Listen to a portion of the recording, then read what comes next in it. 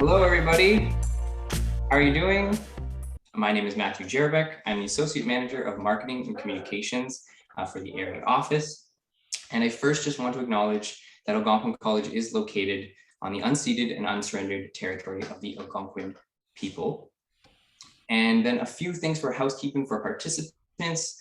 There are a couple things, which is that if you have questions, we're going to have a guest speaker later. But if you have any questions for him, there's a Q&A button down at the bottom, and I ask that you put your questions there and not in the chat. It holds it there for us so we won't miss them, okay? Additionally, the chat, as I just mentioned, if you want to celebrate, if you want to see the links of the poster projects, the virtual poster projects of the finalist teams as they're presenting alongside, those will be shared in the chat as well. And then you can just cheer them on, let them know that you're rooting for them and that kind of thing. Please engage with the chat, that would be great. And then we have an agenda for today. I would like to just quickly go over it so everyone's sort of on the same page. So we have welcoming and opening remarks. We then have the finalists being announced, then a judges panel and finalist presentations, followed by the keynote speaker. So that's a question and answer with me and then with the audience. And then we have the award ceremony, which Claude will be here to celebrate with us, and he is here now as well. And then we have closing remarks, and everyone can go off and check out all of the projects that we have as part of the virtual showcase. Before we run into all of that, I do have a very special person here with me today, which is Christina Hogan-Pando. She's the Director of the Applied Research, Innovation, and Entrepreneurship Office. And I'd like to hand it over to you, Christina, if you could please welcome everyone officially. Thank you, Matthew. Good morning, everyone. As Matthew said, I am Christina Hogan-Pando, and I have the absolute privilege of being the Director of Applied Research, Innovation, and Entrepreneurship. And as Matthew was getting as Matthew was getting ready and saying a very special person, I was ready to see, okay, who's that? So thank you, Matt. That was sweet of you. And I would also say the special really people is all of you who are joining us today, an incredible attendee list. I was checking that this morning, and we are keeps growing, close to 200 people. So I am super excited to be here with you as we celebrate. This is a day of celebration for us. We celebrate learning, we celebrate experiential learning, we celebrate the students who are getting ready to go out there and tackle the world. And we do that with the absolute support of amazing faculty, professors, and staff, and of course, industry and community partners. So thank you so much to all of you who are here today. We have a great mix of industry partners and community. So I'm sure you're looking for talent. So please pay close attention, because these projects are absolutely outstanding. So as Matthew knows, and he puts that in my notes all the time, I always say it is one of my favorite days of the year. And we have 3 of these throughout the academic year. So today's the smallest, and we keep saying that as we see the numbers grow. And really these days, the 3 reactions we hold every year are an amazing source of energy for me. It really propels me to lead my team, to work with my team, amazing team that I have in the Office of Applied Research, Innovation, and Entrepreneurship, and they are so good at what they do. And seeing all that work manifested in what the students are about to present for you is just absolutely inspiring. And of course, I have everybody who knows me knows this. I have an absolute passion for applied research, and specifically for applied research in our education system, in our post-secondary system, because it is, as my boss, Dr. Chris Jensen, who is our Senior Vice President Academics, said it to me once, is one of the highest forms of teaching. So I really feel that to heart, and it provides the students with added value to what they're here to do, to learn, and they do it in such a way and it gets them ready, as I said, to go out in the world, to be a team member to the organizations that they join, to be entrepreneurs, to be whatever they want to be. And as our mission states it, really we're here to turn hopes and dreams into lifelong success. So with that in mind, I'm going to just some logistics, some facts. We have 31. So actually, let me just say, you're going to see 5 student presentations today. But the day actually started several days ago, where there were 31 projects of student teams led with amazing faculty, professor, mentors, and a number of 129 students. So in the virtual stage today will be 5 finalists who will have 4 minutes each to present their projects. So it's going to be a very tough decision. And one of the things that I absolutely love is how interdisciplinary these reaction days are really becoming. So in no particular order, I know you guys are probably rushing me right now. I'm to mention the finalists. Aim for change, new ways to address youth and gun violence, survivors of violent crime and interactions with the media. Another finalist, urban forest soap commercials. The next, performance analysis of a hybrid solar geothermal heating cooling system as an integral element of a building envelope. And InsightScope 2021, Healthcare Conference Dashboard for systematic and scoping reviews. Again, congratulations to everybody. And now I'm going to pass it over to Stephen to facilitate the presentations. Over to you, Stephen. Thank you very much, Christina. My name is Stephen Gagne, and I am the Judge Marshal for this particular showcase. What that means is that I have an opportunity to see all of these awesome projects and work with a team of phenomenal judges who I will introduce to you a little bit later. To kick things off, though, let's hear from our students. So each team today is going to be granted 4 minutes in which to pitch their project. And the first team up is the Aim for Change project. Anna, if you could tell us a bit about the work that your team did, that would be fantastic. Yeah, absolutely. So good morning, everyone. My name is Anna Ranger, and I'm the team lead on the Aim for Change project, focused on creativity, collaboration, and finding new ways to address youth and gun violence. So this project's main client is the International Action Network on Small Arms, or IANSA. What they requested from our research team was that we develop a means of addressing gun violence as a problematic expression of masculine identity. In so doing, we developed a zine making workshop, which we piloted in South Africa, but which we hope to implement in other countries in the future as well. For those of you who don't know, a zine is an informal magazine or a small written publication composed of images and handwritten texts surrounding a specific theme. We chose this medium because zines, born out of the punk music scene of the 1970s, are intentionally raw and obviously done by hand.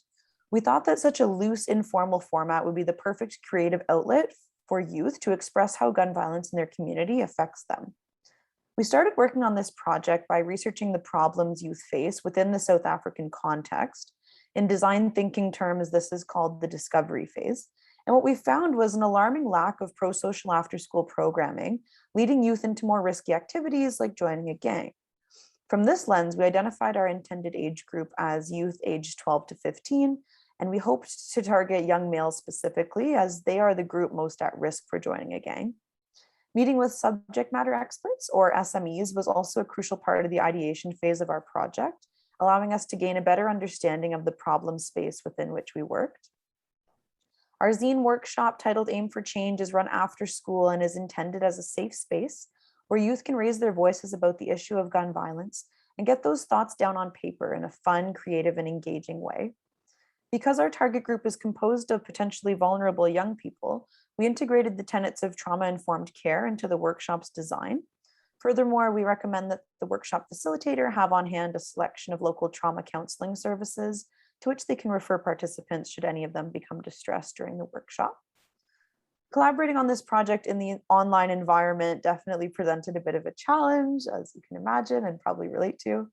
Often in design thinking workshops like this one, teams share ideas by jotting them down on sticky notes and physically arranging them on a wall. Of course, working virtually, we weren't able to do that. This team was multidisciplinary, with one student coming from each of the following programs. So myself from victimology, public relations, graphic design, and computer programming. Working with a diverse team with members from different academic backgrounds could be considered a weakness, as our education encouraged us each to approach the problem in different ways, but function more as a strength, with each member contributing knowledge and expertise unique to them and their field. Meeting with our partners on the ground in South Africa was a bit challenging as well, due to the time difference and their busy schedules. The online collaborative whiteboard tool Miro simulated the experience of physically being in a design lab in the online space.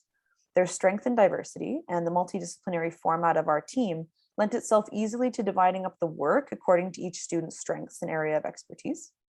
Although we've identified working on Zoom as a limitation in some ways, it also allowed us to meet frequently with our partners in South Africa, which we would have been unable to do outside of the virtual environment.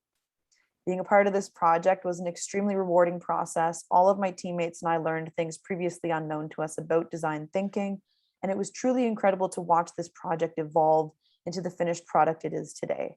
I am astonished and humbled that our workshop has already been piloted on the ground in South Africa, and that we had the opportunity to present our work to the United Nations.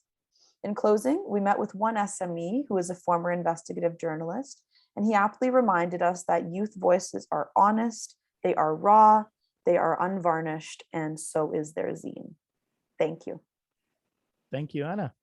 And now we'll go over to our second finalist, and that is the InsightScope 2021 Healthcare Conference Dashboard. Rafi, could you tell us about the work that your team did, please? For sure. Hello, everyone. My name is Ravi Rachamala, and I'm here to present on behalf of my team of student developers, Dhruv, Khan, and Manoj. Over the last summer, our team has been given the amazing opportunity to design and develop new features for InsightScope, a web application which was started as a joint collaboration by Algonquin's Social Innovation Lab with a team of student developers led by Sankeet Patel and researchers from the Children's Hospital in Ottawa, CHEO, including Dr. Dare McNally and research coordinators Katie O'Hearn and Misty Pratt. At InsightScope, we assist medical researchers from around the world to comprehensively synthesize knowledge on healthcare topics, which is done through a process known as systematic or scoping reviews.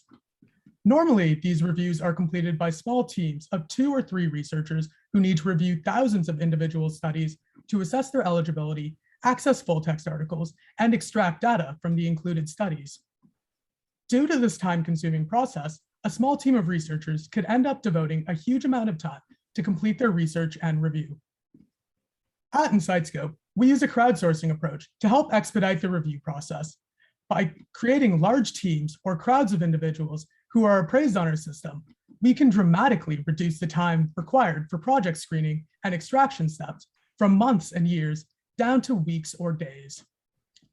For example, our clients from CHEO had ran a study in April 2020 on the use of UVGI light to decontaminate N95 and SN95 masks. Amid a global pandemic, a team of 15 researchers were able to assess over 1,100 citations in just 7 days, and were able to determine that UVGI light does not impair the efficacy and safety of these masks. Armed with this accelerated review capability, and alongside the development of new features that allow researchers to promote their projects, we aim to begin integrating systematic reviews into the over 10,000 medical conferences and meetings hosted annually through our healthcare dashboard, providing a novel educational and networking opportunity to all attendees in person and virtually. During the summer, our team has been hard at work collaborating with the CHEO team to design and develop many of the new exciting updates for both the front and back end of the software platform. Through many stand-up meetings, demo meetings, and different types of ideation sessions, our team had been given the opportunity to expand their skill sets while working towards the next stage of InsightScope. We were able to broaden our knowledge on the best practices for cloud object storage. We learned how to utilize distributed memory object casting systems, We were even given the chance to immerse ourselves into all kinds of different types of web application security protocols and frameworks, gaining crucial experience for how to optimize speed, memory, and privacy when developing for a global user base. Due to the restrictions caused by the worldwide pandemic, coordinating updates at this magnitude came with its own set of struggles. As many of you would know, discussing ideas virtually can be somewhat cumbersome. Team members can lose network connections at any given moment, and learning new technologies can be a daunting task alone. With perseverance, an agile mindset, and the many wonderful tools of our digital age, our team was able to overcome any problem thrust against us. Communicating through tools such as Slack, Mural, Jira, and more, we were able to create a wonderful space where our team of researchers and developers could collaborate and share ideas. Even though we were working remotely, we were able to build a morale that strengthened our team, empowering us to achieve our goals. Thank you for your time. Thank you, Ravi.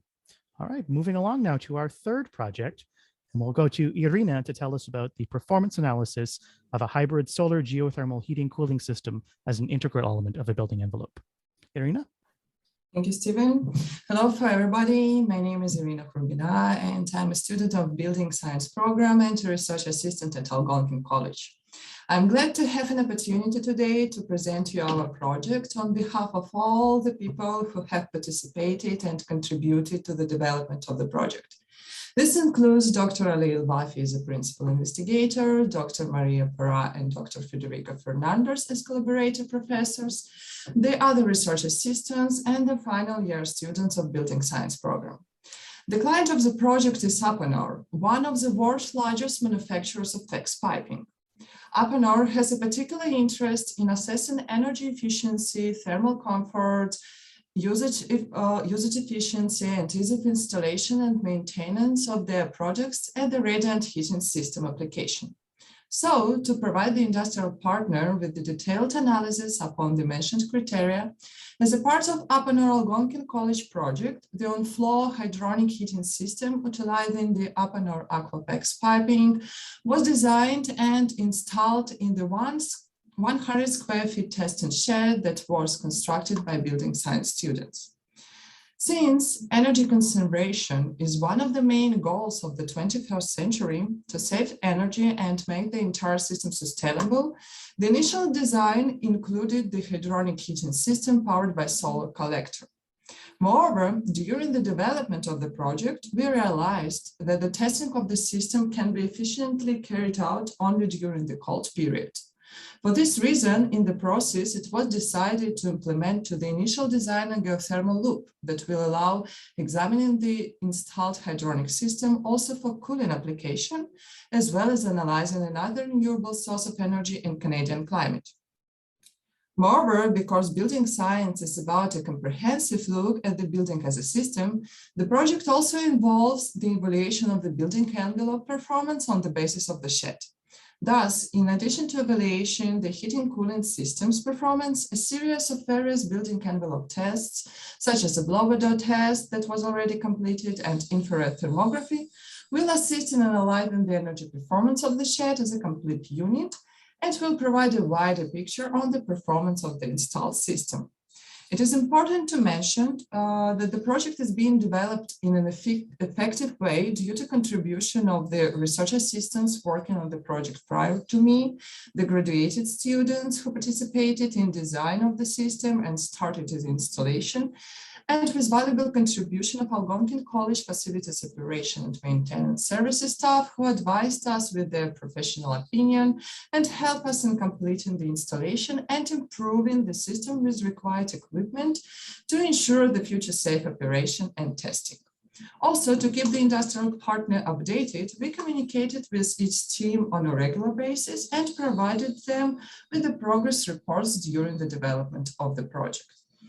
And to sum up, and speaking about the next steps, the testing of heating system with changing different variables and analyzing the effects will be conducted during the upcoming autumn and winter. Following this, a detailed analysis on the results will be provided to the industrial partner to meet its interest and needs. And together with finalizing the testing of the hydronic heating system, the further steps include completing the installation of geothermal loop, its testing, and also completing the other building envelope tests. Thank you a lot for your attention. Thank you, Irina. Moving right along, and we'll go to our next team, and that is the Survivors of Violent Crime and Interactions with the Media. Catherine, could you tell us about your team's work, please? Yeah, thank you, Stephen. Hi, everyone. Amy and I are honored to be here to talk about our research project, Survivors of Violent Crime and Interactions with the Media. We would like you all to take a moment and consider the popularity of true crime literature, podcasts, and films. It is likely that many of you either heard of or been a fan of this genre, whether it's watching shows like Making a Murderer or listening to podcasts like Crime Junkie. However, we wonder how many of you have considered this genre from the perspective of the victims or survivors, those that have been victimized by the crime being portrayed.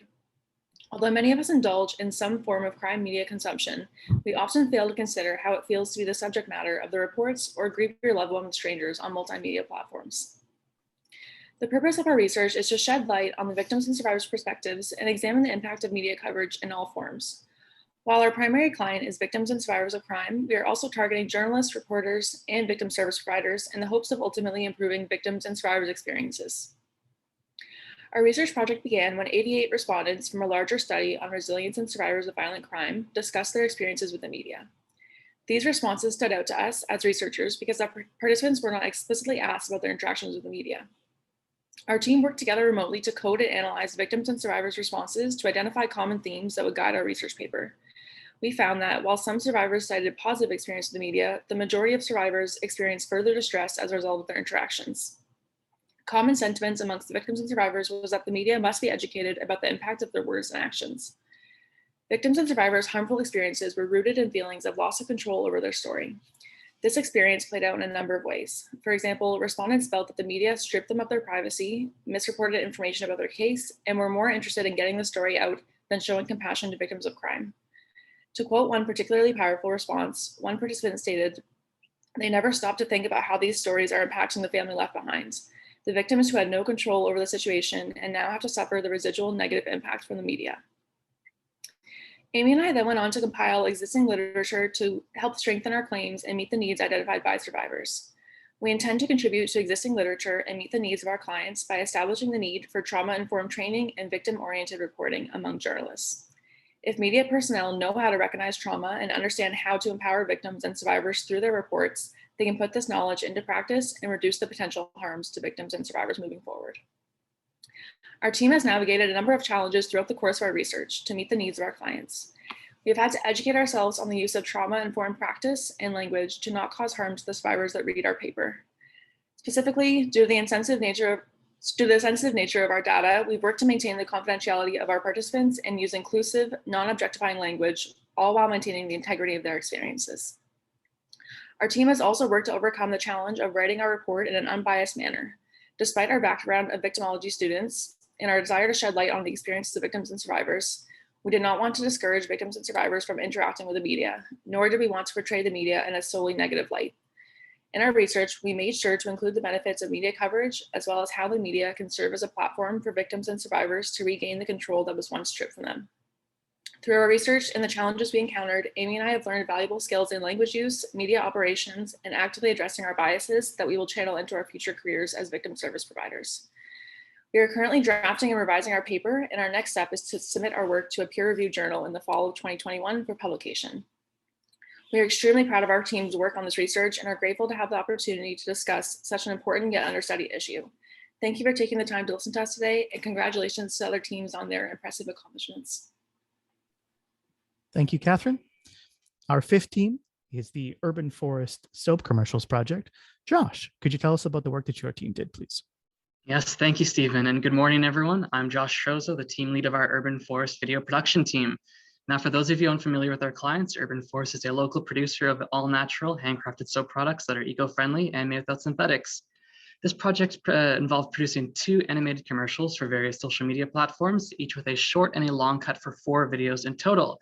These videos explaining the why and the how of their natural soap in comparison to chemical soap aim to draw in a younger, more diverse target audience. Now, the why video focuses on the specific benefits of natural soap, both for yourself and the environment, while calling for viewers to review the products they own at home for potentially harmful chemicals commonly found in commercial beauty products. The goal of this video is to get viewers to make that switch from products they are potentially loyal to Urban Forest's chemical-free soap. Now, the how video acts more as an instructional video, focusing on questions that clients found they were commonly asked, as well as questions that we, the team, found ourselves asking the clients to better understand their products.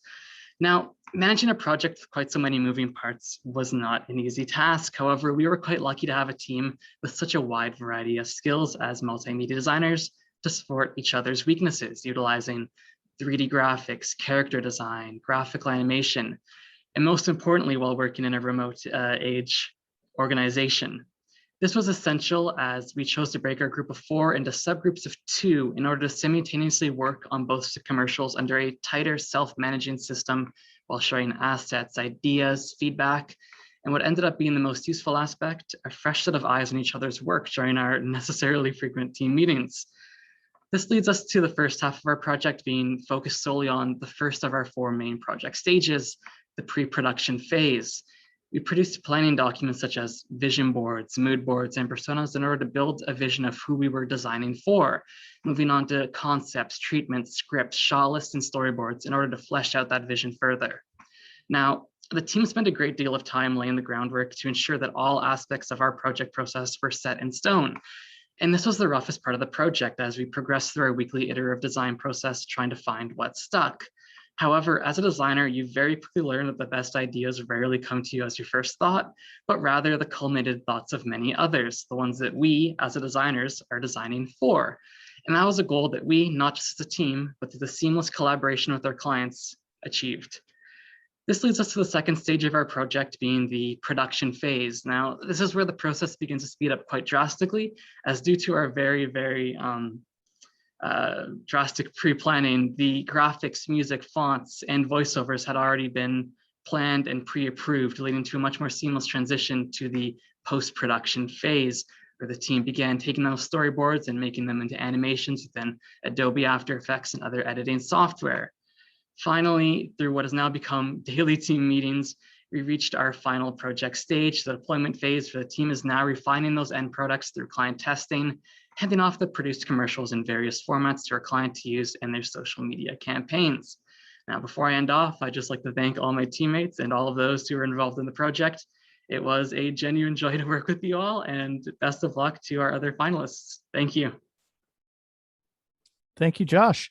So as I'm sure you'll agree, we had 5 very, very good projects presenting to us this morning, and we need to come up with some winners for this competition. Now, luckily, that's not my job. I do have a panel of very experienced industry professionals and college faculty who will help decide who our top 3 projects are today. And that panel consists of senior training engineer from Siena, Sylvain Gagné, co-op consultant, Ashoka Patel, full-time professor, newly full-time professor in the School of Business, Jaswinder Kaur, Tanya Woods, who among her many, many duties is the Chief Impact Officer at Project In Kind, and Mark Shumalda, who is a Senior Policy Advisor for Colleges and Institutes Canada. Judges, at this time, I'm sure you have some questions for the teams we just saw present.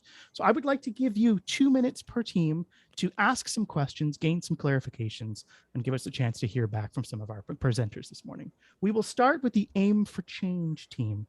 Judges, does anyone have a question for the Aim for Change team? Ashoka, I see your hand. You're up first. Yeah, sorry guys. I think we're just working on getting my video up. So great presentation, guys. I really liked it.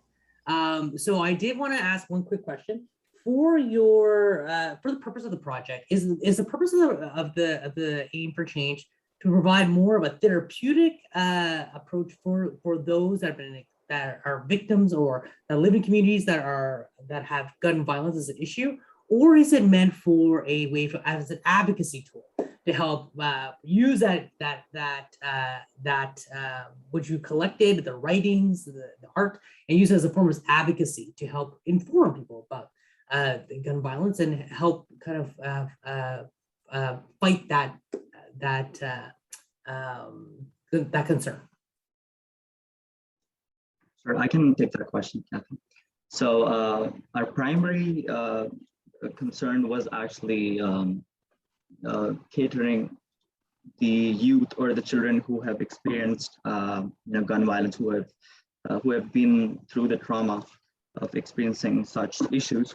So like we try to develop basically a workshop, an after-school workshop that would help them,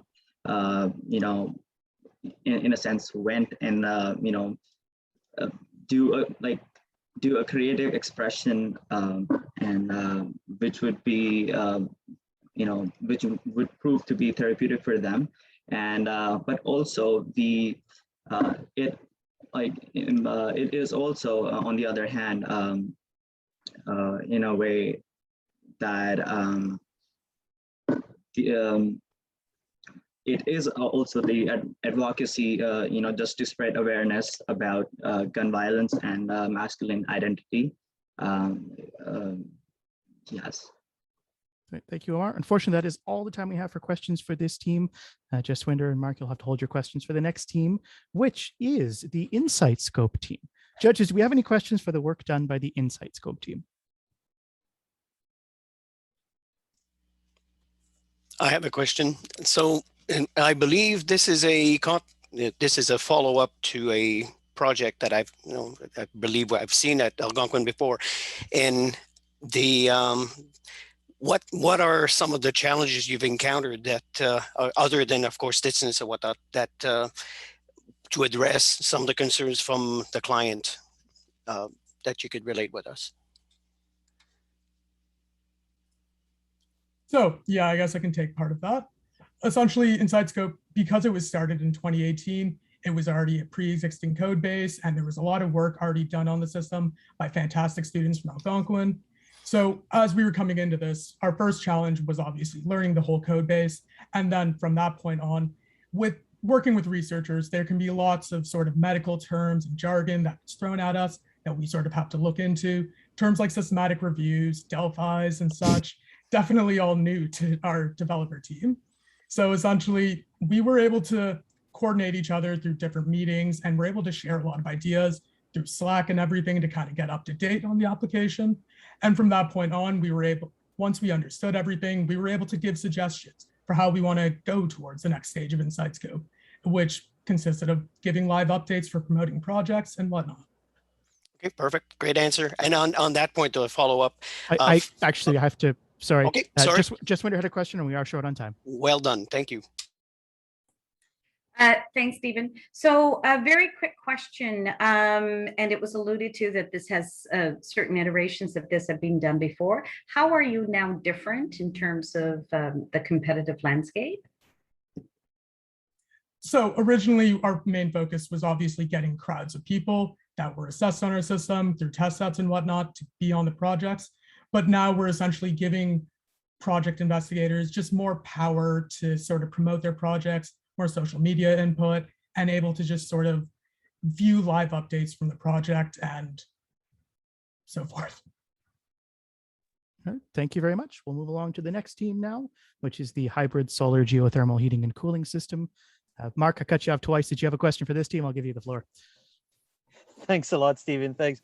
Sure. Yeah, definitely. I have a question for each of the teams because everyone did such a great job. So for the geothermal heating cooling system, my question is there any thought that this could be implemented in any way in an off-grid location? Because it seems, for testing and so on, it seems to be really pushed towards self-sufficiency, building envelope design. So I was wondering if any thought or testing has been going into that to make it really like a fully sustainable building envelope system. Great question. Thank you very much for it. Yes, for sure. With further design, it could be self-sufficient. Of course, for now, we should have some connection to the electricity to run pumps and so on. But to improve the design and to have maybe another solar source of electricity to run all the elements of the system and be sufficient, for sure it can be considered to be located somewhere off grid, but it is not, I think it is not a part of this project, but it's a good idea for further projects. Did I answer your question? Yeah, thanks a lot. We have time for one more question of this team.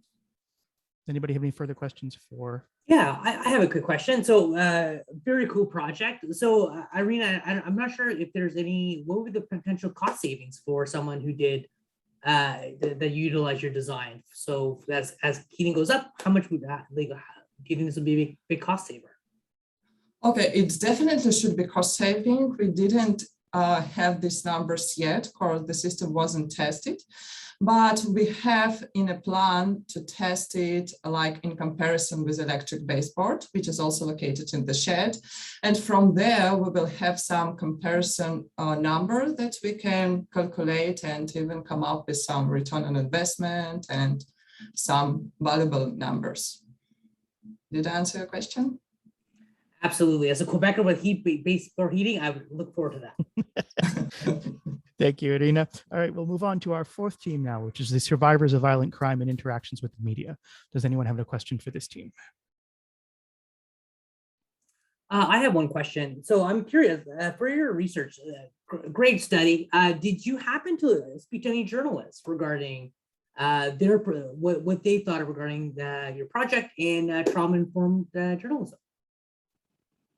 Hi, thank you so much for the great question. That's definitely something that we have considered in our project. Unfortunately, we haven't got to that stage where we've been able to talk to journalists at this point, but we have actually been doing some research on how trauma and, reporters that actually go to the scenes, how it does impact them. And so what we found is that actually through this trauma-informed training, it's not only going to help the interactions between victims and survivors and the media, it also helps the journalists know how to recognize trauma within themselves. So I hope that was able to answer your question a little bit there. Thank you. Jaswinder? Yes, and just a bit of a follow-up to that. What are the next steps of this project? How do you see the next 6 months potentially rolling out? Yeah, for sure. Thank you so much. So we're actually hoping to send this to a peer-reviewed journal in the fall and hopefully get that published within the next year. But we want to have practical implications for this project. So Catherine and I have been asked to present our findings with the media course in the victimology program next semester. So hopefully then we can educate, even though it's not journalists per se, but it is victim service providers that are working with victims and survivors who can educate them maybe about the harmful effects of the media and also the positive as well. Thanks, Amy. Thank you. Mark, we have time for a short question, if it is a quick one. In fact, I just want to say that pretty much answered my questions. I was going to say, what, do you foresee producing any toolkits or workshops or fact sheets or something like that could be used as practical, outcomes of this work? But you pretty much answered that in saying you'd start including it in the course. So yeah, good luck moving forward. Really hope you guys can promulgate the message to media. Thanks. Great. Thank you so much. Thank you. And now we'll move on to our fifth team. Does anybody have any questions for the Urban Forest Soap Commercials team? I do, but I can't figure out how to put up my hand. It's Tanya. The floor is yours, Tanya. Thanks. I want to understand what exactly you found to be the fundamentally most difficult thing in the work that you did. Absolutely. So the one thing that we had found the most difficult was during that pre-planning stage to really get everything planned down pat, as we were planning for several weeks in advance, as we didn't want any huge changes to occur while we were in the development process of those videos, as that was not something that we had in scope. So we did struggle with getting, all of the planning documents all together and all of the vision. We wanted to get the vision set down in stone exactly the way we wanted to. And while that wasn't too big of a challenge, it was something that definitely took us the most amount of time, as we really wanted to get it right. Hopefully that answers your question. Thank you. Thank you. Thanks, Josh. Ashoka? So there's for your industry, as you know, there's other natural soaps out there as well. So was there anything did you take that into consideration when you started making your ads on how to differentiate from everyone else? We did, and the big thing was that it was locally owned, as that's really the big focus of our brand. It's that Urban Forest Soap is a locally owned kind of small business that it's great to support, and it's a great brand. We did take that into consideration, but the main focus was getting people to make that switch from the more chemical soap that they have in their bathrooms to a natural soap. So that was our main focus, as that was really our main competition for this. So yes, hopefully that answers your question. Thank you. Thank you very much. That is all the time we have for questions of our teams. We had some very good presenters, some very solid questions. The judging team, if you could join me now in our team's breakout room, we'll tabulate and we'll come back in a bit to declare who the winners are. But in the meantime, I will turn the session over to Matt, who will introduce our keynote speaker. Thank you. That was just amazing. Wow, teams, you have outdone yourselves. This is some incredible presentation. Like Stephen mentioned, we have a very special guest with us here today, Sean Hinton. And before I invite Sean to this, well, he's here with me now, but I'd like to just introduce him so you all have a little bit of an idea of who Sean is. Sean is the country leader and responsible for UiPath's expansion into the Canadian market with accountability for all aspects of UiPath's business. And prior to joining UiPath, Sean was a country manager at the BMC Software and held senior roles at Bell Canada during a 16-year tenure. He has had a career of 25 years in technology and has led teams in sales, IT, call centers, but is always focused on creative ways to apply technology to solve business problems, much like a lot of our friends here today. So he has a background in industrial engineering, and he takes a process-first approach to addressing business challenges. One thing to note is that if we do have time, we will have a brief Q&A from the audience if they would like to have any questions, and please use the Q&A feature for that. So without further ado, Sean, welcome. Thank you so much for being here. I do know that you are out and about in the world and enjoying yourself on vacation, so thank you again so much for giving us your time. Glad to be here. Awesome. So I'll start right away with the questions if you're okay with it. Go for it. Awesome. So a little bit of background for everybody. Could you maybe tell us a bit about your educational background as an engineer, the initial start into your career, and your current business role? I touched on it a little bit, but if you have anything to add, that'd be great. Yeah, I mean, I started out, I went to did my first year at Western. I wasn't asked back. I took a year off, realized I didn't want to work in the types of jobs I was working. So I went back to Ryerson and did an engineering degree. At the end of my third year, I had started working at Bell part-time, and at the end of my third year, I was offered a full-time job. So I finished my last year in engineering, which is kind of tough to do, part-time. So it took me 3 years to finish my fourth year.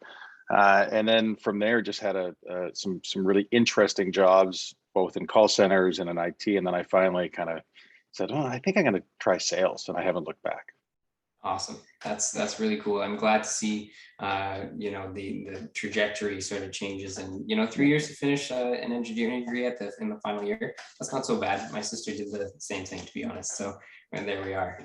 So now that we know a little bit about that, you talked about the beginning and maybe you hit on that. But do you have a memory of like your first time in the work experience, and, there's nerves involved, or an experience that maybe sort of led you into your trajectory, made you helped with your decisions as to what you wanted to pursue or not, maybe at the beginning of that sales career when you had your first sales gig? I would say that, I mean, throughout your career, you get exposed to lots of great leaders and lots of not so great leaders, and you learn from them all. One of the key things for me in my first management gig was realizing I'm not the smartest person in the room. And it was a bit of an ego hit when that happened. I was in a room with some of my peers had been doing the job for 10, 15 years, and I thought I knew everything. And my boss finally pulled me aside as, hey, yeah, you know what? You're pretty bright and you pick things up quick, but your peers actually have stuff too. And what that taught me, or the lesson that taught me, a little bit humbling, was you really need to listen. And you need to, you know, back to Covey, if anybody's read Covey, seek first to understand. And that's kind of one of the major things that changed my trajectory in terms of how I think about operating a team and leading a team and that type of stuff. Oh, that's a great answer. I agree, and I have my own challenges with you know, listening sometimes too. So forgive me. We all do. That. Yeah, exactly. I'm constantly trying to better myself, and so everyone, that is a really great lesson. Thank you for sharing that with us.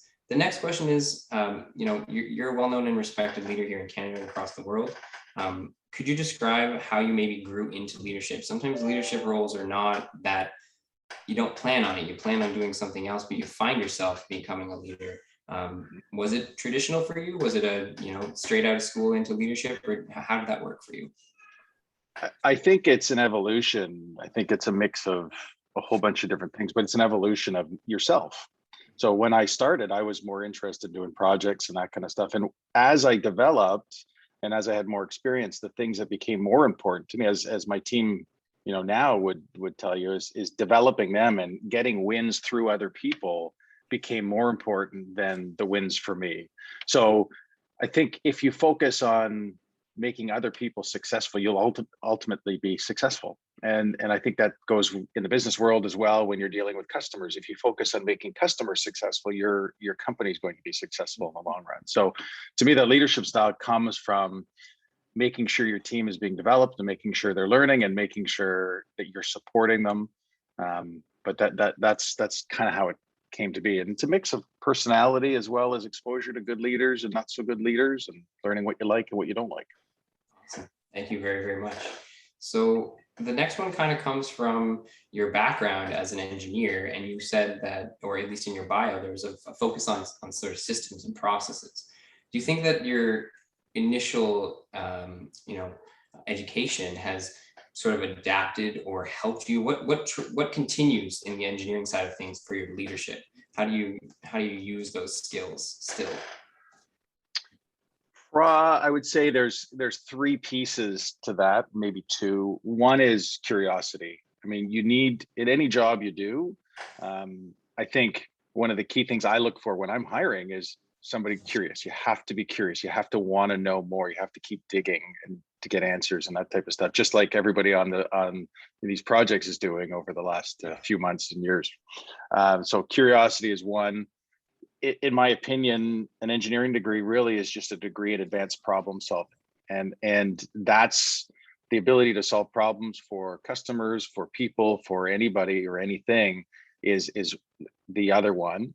And then the third one would be, you know, industrial engineering is about process and process improvement and having an operating model. At the end of the day, I think having a good operating model as a leader for your team or your business is really important. And I think so those are the things that I still use today that came from that engineering background way back, a long time ago. Incredible. I think a lot of the students, and especially some of these project teams, would align themselves with the curiosity factor. It really makes a difference when you're working on a project, being able to dig in and want to know more. So I love that idea. Thank you.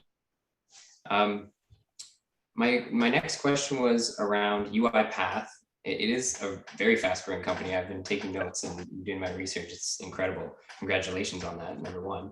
And I do know that you've done a project with Algonquin, an applied research project. I think it was the previous round in April. And it was with the Data Analytics Center. And you provided robotic process automation, or RPA, training for students. And you're looking to do more of that because it was rather successful for those students in terms of their employability and outcome. Could you tell me a little bit about the value of training in RPA that you feel and the importance of educational partnerships to yourself and to UiPath? I think the success of the program just highlights that, right? So of all the students that took the training, I believe, Matt, I think you have the numbers probably better than I do. All of them, 100%, were employed right away in public sector in Ottawa. So I think that in itself tells you that it's a skill set that's in demand. What I like about the skill set, which is different than a traditional coding skill set or a traditional business marketing skill set is RPA sort of fits right in the middle of technology and business. And typically as an RPA developer or as somebody that's looking at process improvement on the RPA team, you get to straddle that line of technology and business. So you get to learn the technology and different aspects of it because you operate with multiple technologies in the background, right? Whether it's, you could mainframe, Excel, all kinds of different things. And on the front end, you're talking and learning about the business at the same time. So you're understanding processes from start to finish because you need to automate them. So I think it's a great space to be able to get your head, do I like technology? Do I like business? You know, do I like both? Because I'll tell you, the one, I mean, I taught for a couple of years at Ryerson, an IT program way back.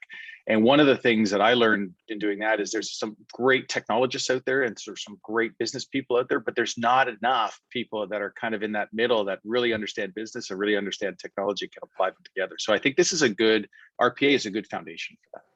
I love that idea. Yeah, the technology, the business people and the technologists working together, it's rather a unicorn, right? So you're making unicorns. I love that idea. You're building these people and you're giving them the skills. And thank you very much. I know we're going to do in the fall, we're going to be doing some more sessions for students to be able to learn some of those skills.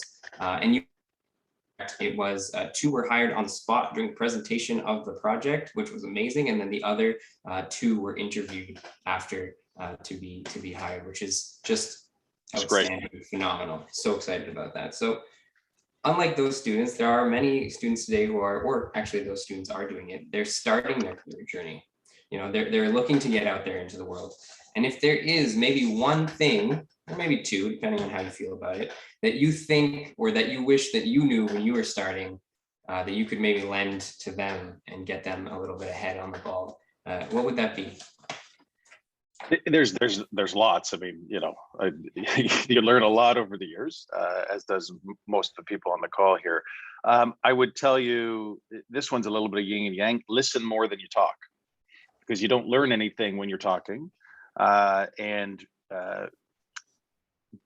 listen, be curious. We talked about be curious already. Yeah. I think the other thing that took me a while to learn is diversity of thinking. So, you know, one of the first jobs I hired a bunch of people that were like me. They thought like me, they worked like me, you know, and that was an epic failure. So you need to have people that think differently. And when I'm hiring today, I look around the room to see who's on the team and how they think and try to find some people that think differently. And then the last thing, when you get into a position where you can actually hire people, hire better than you. Don't be afraid to hire better than you, because that will lift the whole team up. So those would be the kind of the 3 or 4 that I think are really important. Those are some really good choices. I'll implement all of them as soon as I can. That's awesome. Thank you. So then there's a sub question on this one, which is, it can be hard sometimes for grads to decide, you know, maybe they haven't started their career journey yet, and what to do with all the skills, the passion, the education that they've currently just required and worked very hard to build. What are some factors that you feel they should consider when they're making that kind of decision? Yeah, that's a tough one, because there's so many factors that go in, because some people, you just need a job. So you have to go work, right? And you need to have an income. I would say when I break it down, when I was looking to come to UIPath as an example, the 2 of the things that were really important to me in the next role I took was culture, and culture's one. And then the other thing is trusting your gut. So I'll start with trusting your gut. 99% of the time your gut's right. You just don't know it. So trust your gut, but sometimes you just need to do some digging to validate, be curious and validate why your gut's taken. So trust, but validate your gut. And then culture, you know, culture, I can't remember who said it, but you know, culture trumps strategy every time. Right. And eats it for breakfast, I think was the quote. I can't remember the exact quote, but it's so true. Getting into a great culture makes your life more enjoyable. Right. Mm-hmm. When I came here, the first day on the job, I was in Miami at a customer conference, and our CEO was on stage talking about humbleness as one of the tenets of our company culture. And he talked about it for 45 minutes of his 1 hour address. So that, to me, reinforced my decision to join the organization. So don't be afraid. It's your right as somebody interviewing for a job or going to, whether it's a job or whether it's an organization you're going to be part of, ask questions about the culture, talk to your potential peers, understand what that work environment's like, because you're going to be there more than you're going to be home. So spend time digging into that. It's your right as a potential employee to understand that. So those would be the two things: trust your gut and focus on culture. That is epic advice. I wish you had given that to me when I started. I have my dream job now for sure, but I definitely wish I'd asked more of those types of questions when I was starting out. So it's hard. It's hard because you want is. a lot of students just want to get the job and get working so you can have some income, That's pay it. down some of those student debts. I totally get it, but you'll be more successful if you're in a place where you're respected and you like the culture and it jives with your personality. And I think just, as a point that when you ask those type of questions, if you're in an environment where those people respect that type of question and have a good culture and work on their culture, they're going to admire you for being the applicant that actually asked those questions, maybe, right? Awesome. So last question, and then we might have a bit of time. I think we will have a moment for a question from the audience if there's something there. So you've had great success already in your career, as we've talked about in this chat so far. But what's next for you now that you're doing this? What's the next thing you want to focus your time on, your energy in the future?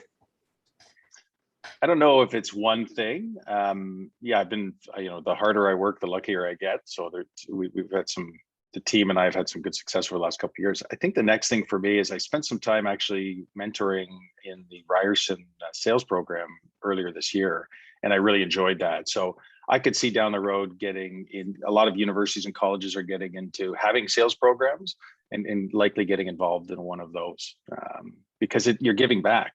And the experience taught me that the students today are actually pretty good at this stuff. The gap in a lot of cases isn't the technology, it isn't the topic or what they're doing, it's the communication skills. And if we can work with them to help hone those communication skills, that's a broad, I think that's one way to give back. Excellent answer for sure. And I do hope that you enjoy the future, looking towards that. I know we all need to have those types of goals. And I think I just want to highlight, if there is a question, someone drop it in the chat, but otherwise I just do really want to highlight that, actually that's what Reaction, if you boil it all down, is really about, is turning the idea into something you're able to communicate really well, effectively, because, when you're doing the work, sometimes you're done and you go, okay, that's it. That's all I have to do. A wise person that I still know, and is one of my mentors, Jack Doyle, who is the CEO and president of the Students Association at Algonquin College, told me that the work isn't done until you've shared it or analyzed it or presented it. Doing the work and closing your laptop isn't it, because nobody saw it yet, right? Yeah, you have approved that it's good. No, wait. Yeah, go ahead. I was just gonna say, there's no impact unless anybody sees it. Exactly. So, that's something that I hold dear, and I'm glad that, and I hope that students sort of get that out of this, is that they're able to better do that in the future when they get out there and are working and presenting their amazing work and skills that they have. So we are just about there, and I don't think I see another question in the chat. If anyone's raised their hands and I've missed them, I'm absolutely sorry if I have. But I think we are almost ready to have the finalists announced, or the winners announced. We've already had that. So thank you very, very much, Sean. It has been an absolute pleasure, and we look forward to. Thanks for having me. Thanks.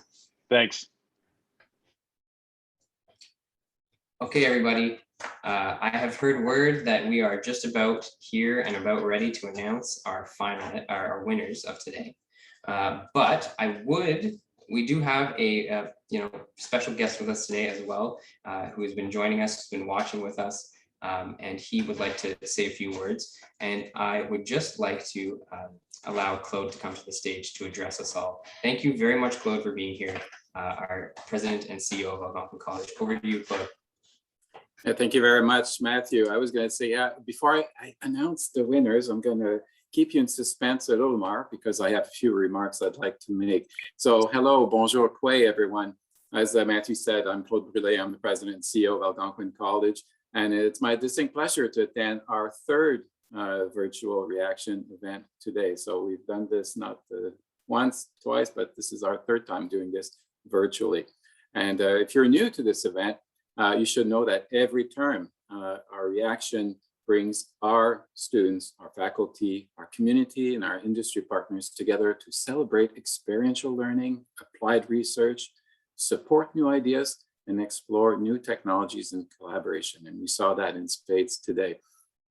Over the past year, we've had to adapt to so much change, and we still are. We've learned valuable lessons along the way. We've persevered through a variety of challenges, but we carry on. You know, we keep looking for opportunities through these challenges, and we continue to innovate, as you were privileged to witness today. Reaction is a time to look back at these challenges and acknowledge not only how far we've come, but also all that we've overcome.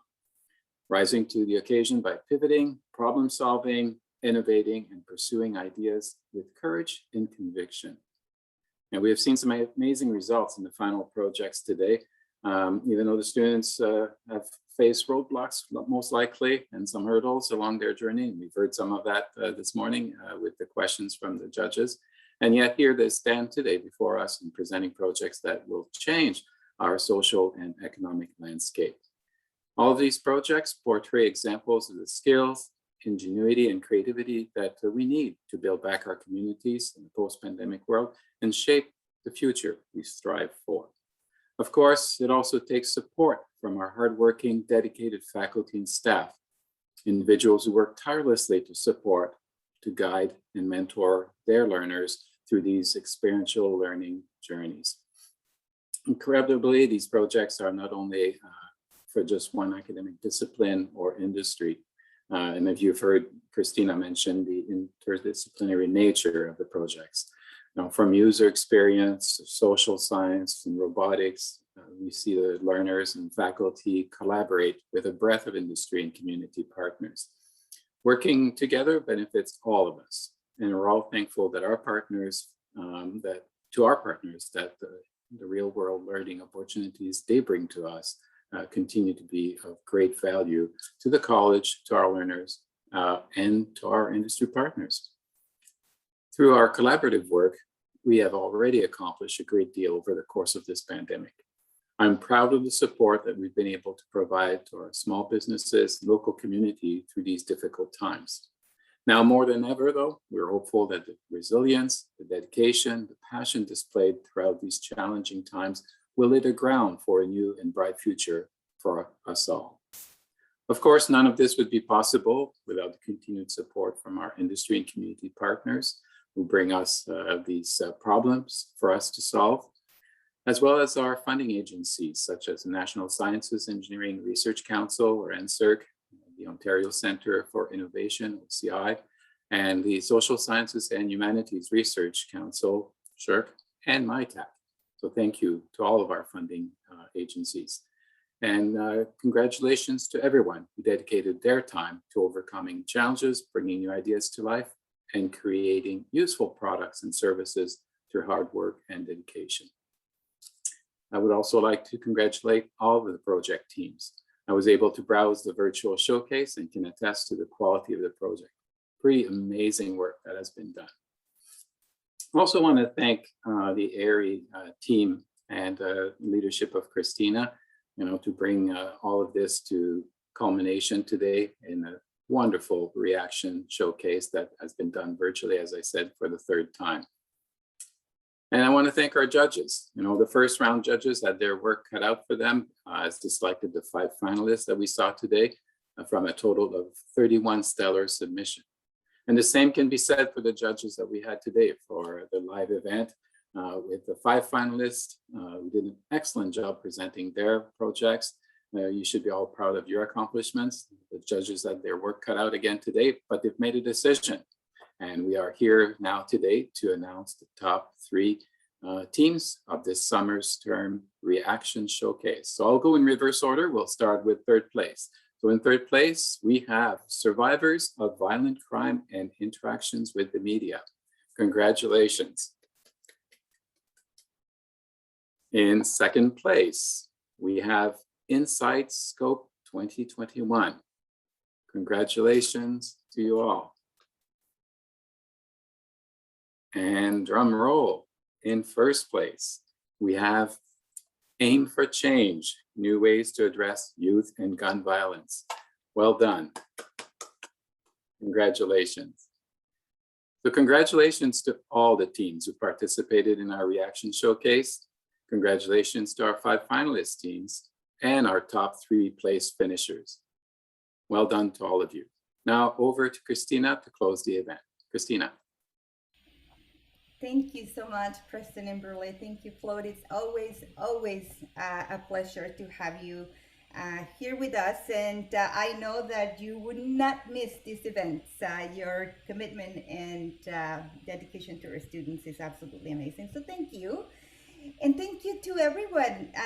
This is the end of the virtual showcase, but please go take a look at the virtual showcase site, and the link is now in the chat.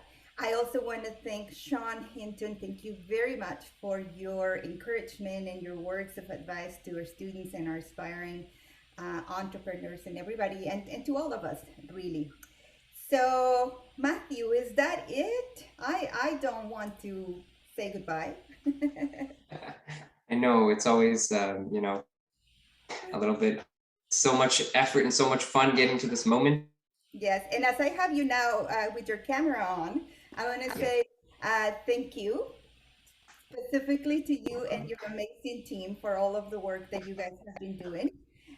It would not be possible. So you, Erica, Stephen, and Rebecca, and of course our other behind the scenes team at ARI, which as Chloe mentioned, we have an amazing group. So thank you very much. Awesome. Thank you, Christina. It is absolutely a pleasure always to have so many amazing students with us and just to see all the work. And I really do want to highlight the fact that we had 5 finalist teams today. It was so tight in the background judging. We had 0.2 that was, you know, keeping people out of finals, like by 0.2. So it was incredibly close.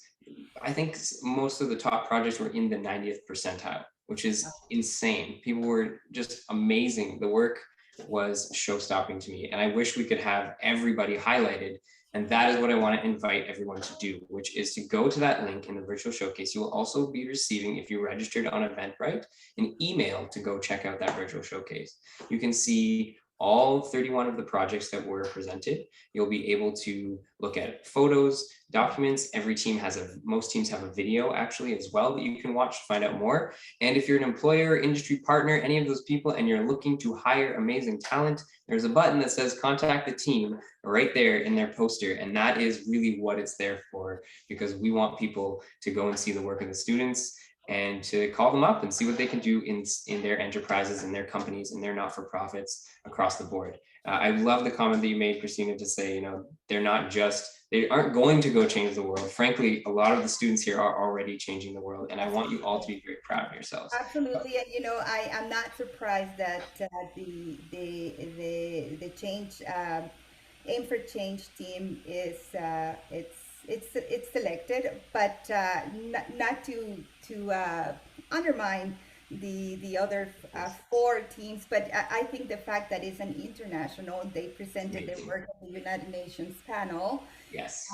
You know, it's impressive. It's very, very impressive, and we're very, very proud of all of you. So, as we are, of course, from the 31 projects that were incredibly competitive. I am always in awe of the quality of the way, the pose. You guys make your professors proud. I have a lot to learn from you, as you can see. Amazing. So without that we are at the end of our showcase, and please check your inboxes because you will be receiving probably in the next 10 minutes. Eventbrite has a little bit of delay sometimes on those automated emails. The winners announced, where we can go check them out on Twitter and LinkedIn and all of that, where you'll be able to go see every project that was done. And we also have a little bit of a short survey. I think it's 5 questions long to let us know what you thought about the showcase, what we can do to make it better, and just any other notes you'd like to receive. We would love to hear from you guys. So with that, I think we're going to close and give the gift of 6 minutes of time back to everyone. I cannot believe how on time we were. So congratulations to everyone, and I look forward to seeing you in the halls in hopefully the not too distant future. Thank you so much, everybody, and have a great rest of your day. Thank you, everyone, for your comments. Bye-bye.